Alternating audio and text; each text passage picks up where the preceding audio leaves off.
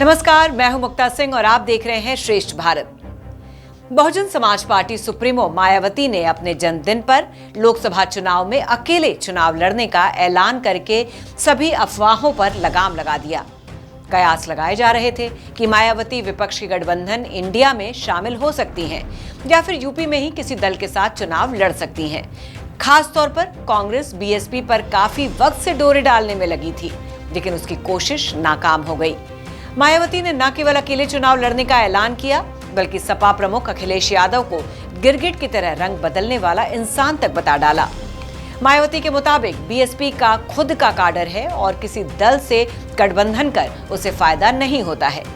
वो बात अलग है कि साल 2019 में बीएसपी ने सपा के साथ गठबंधन किया था, जिसमें बीएसपी 10 सीटें जीती जबकि सपा 5 सीटें ही जीत पाई। मायावती का कहना था कि बाकी पार्टियों का बीएसपी को ट्रांसफर नहीं होता है। इसको समझने की कोशिश करते हैं। बीएसपी की शुरुआत सरकारी कर्मचारियों के संगठन के तौर पर हुई थी। बाद में यह संगठन पार्टी में बदल गया। अब बीएसपी का मकसद मुसलमानों और दलितों को एक करना था। अब वो बात अलग है कि बीएसपी को मुसलमानों का वोट कभी नहीं मिला। 1987 में बीएसपी को यूपी में 3 विधानसभा उपचुनाव में बड़ी बढ़त मिली और उसे 26.3% वोट मिले। 1993 में बाबरी मस्जिद विध्वंस के बाद बीएसपी ने सपा के साथ मिलकर चुनाव लड़ा था। इन चुनाव में बीजेपी को हार मिली और एसपी बीएसपी गठबंधन की सरकार बनती है। 1993 के चुनाव में एसपी और बीएसपी ने 176 सीटों पर जीत दर्ज की थी। एसपी को 109 और बीएसपी को 67 सीटें मिली थी। एसपी का वोट शेयर 17.9 और बीएसपी का वोट शेयर 11.12 था। उस दौरान दोनों दलों के बीच वोट ट्रांसफर भी हुआ था और राम लहर के बावजूद बीजेपी चुनाव नहीं जीत पाई थी। हालांकि सपा बसपा गठबंधन ज्यादा दिन तक नहीं चला। साल 2014 के लोकसभा चुनाव में सपा बसपा ने अलग अलग चुनाव लड़ा था। दोनों का वोट शेयर अगर जोड़ें तो 41.8% था। भारतीय जनता पार्टी और उसकी सहयोगी अपना दल का वोट शेयर मिलाकर 43.3% था। अगर इनका वोट शेयर जोड़ दें तो बीजेपी और अपना दल की 73 सीटें घटकर 37 पर आ जाती हैं। 2019 में एसपी और बीएसपी मिलकर चुनाव लड़े, लेकिन पीएम नरेंद्र मोदी की केमिस्ट्री ने उन्हें मात दे दी। 2019 के लोकसभा चुनाव में एसपी बीएसपी गठबंधन के कारण दोनों दलों को फायदा तो जरूर हुआ, लेकिन ज्यादा फायदा बीएसपी को हुआ, जिसकी सीटें साल 2014 में 0 थी, उससे बढ़कर 10 हो गई। बीएसपी की सीटों में बढ़ोतरी उसके खांटी माने जाने वाले वोटर्स की वजह से माना गया।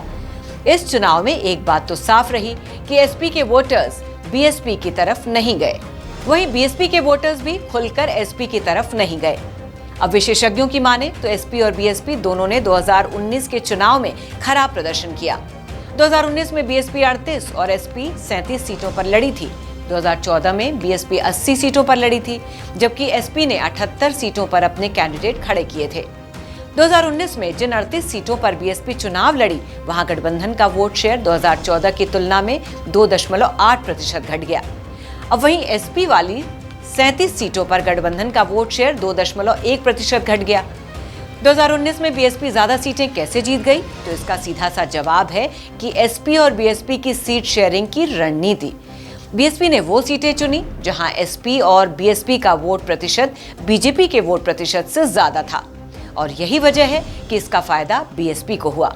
अब मायावती के अलग चुनाव लड़ने के ऐलान के बाद बाकी पार्टियों के लिए रास्ते बंद हो गए हैं। सवाल यह है कि आखिरकार बीएसपी ऐसी कौन सी रणनीति पर काम करेगी कि वो लोकसभा चुनाव में बीजेपी के साथ ही सपा को भी मैदान में पटकनी दे सके।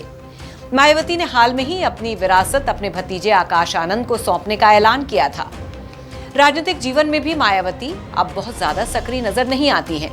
ऐसे में वो अकेले लोकसभा चुनाव प्रचार कैसे करेंगी? जिस तरह से बीएसपी का शीर्ष नेतृत्व इनएक्टिव दिखता है, ऐसे में जमीनी कार्यकर्ता चुनाव में क्या कोई कमाल दिखा पाएंगे? ये एक बड़ा सवाल है। तो फिलहाल की इस खबर में बस इतना ही। आप देखते रहिए श्रेष्ठ भारत।